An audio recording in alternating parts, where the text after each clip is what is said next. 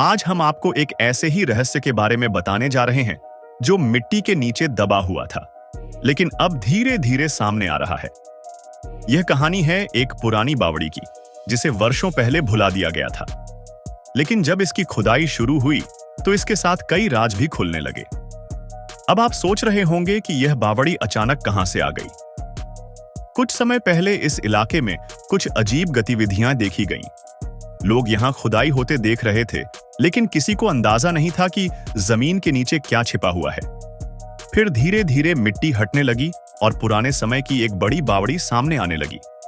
जैसे जैसे खुदाई आगे बढ़ी, यह साफ हो गया कि यह कोई मामूली कुआं नहीं, बल्कि एक ऐतिहासिक संरचना है जो सदियों से यहां मौजूद थी। इस बावड़ी का आकार भी कुछ अलग ही था।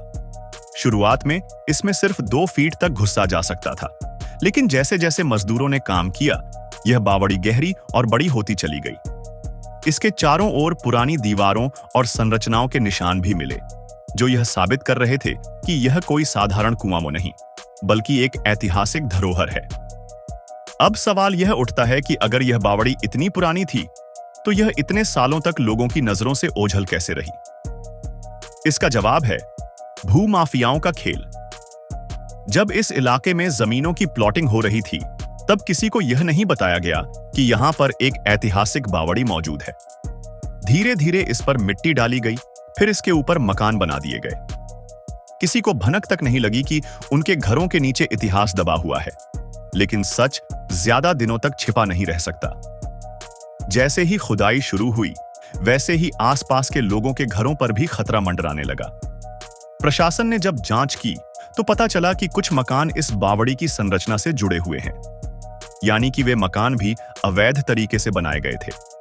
अब सवाल यह था कि इन मकानों का क्या होगा? क्या प्रशासन इन्हें गिराएगा?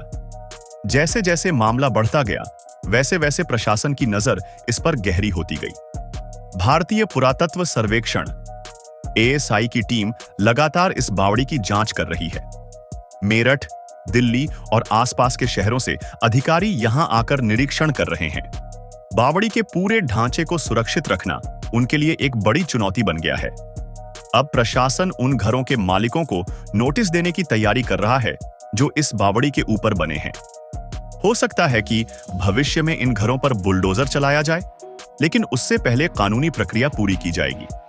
इतिहासकारों का कहना है कि यह बावड़ी सैकड़ों साल पुरानी हो सकती है।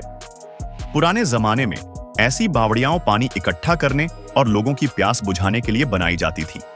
यह न सिर्फ पानी का स्रोत होती थी, बल्कि इनका एक धार्मिक और सांस्कृतिक महत्व भी होता था। अगर यह बावड़ी सही तरीके से संरक्षित की जाती, तो यह आज एक महत्वपूर्ण पर्यटन स्थल बन सकती थी। लेकिन भूमाफियाओं ने इसे मिटाने की कोशिश की, और अब जब यह दोबारा सामने आ रही है, तो इसे बचाने के लिए सरकार को बड़े कदम उठाने होंगे। अब सवाल यह भी उठता है कि स्थानीय लोग इस बावड़ी को लेकर क्या सोचते हैं। कुछ लोग चाहते हैं कि इसे पूरी तरह से खोला जाए और इसे एक ऐतिहासिक धरोहर के रूप में विकसित किया जाए। उनका कहना है कि अगर यह बावड़ी सही तरीके से संरक्षित की जाए, तो यह एक पर्यटक आकर्षण बन सकती है, जिससे इलाके का नाम रोशन होगा। वहीं कुछ लोग परेशान भी हैं। जिनके घर इस बावड़ी के ऊपर बने हुए हैं, वे चिंता में हैं कि अगर प्रशासन ने कार्रवाई की तो उनका क्या होगा? क्या उन्हें दूसरी जगह बसाया जाएगा या उन्हें खुद ही अपना घर छोड़ना पड़ेगा? स्थिति काफी जटिल है, लेकिन एक बात तय है, इतिहास को मिटाया नहीं जा सकता।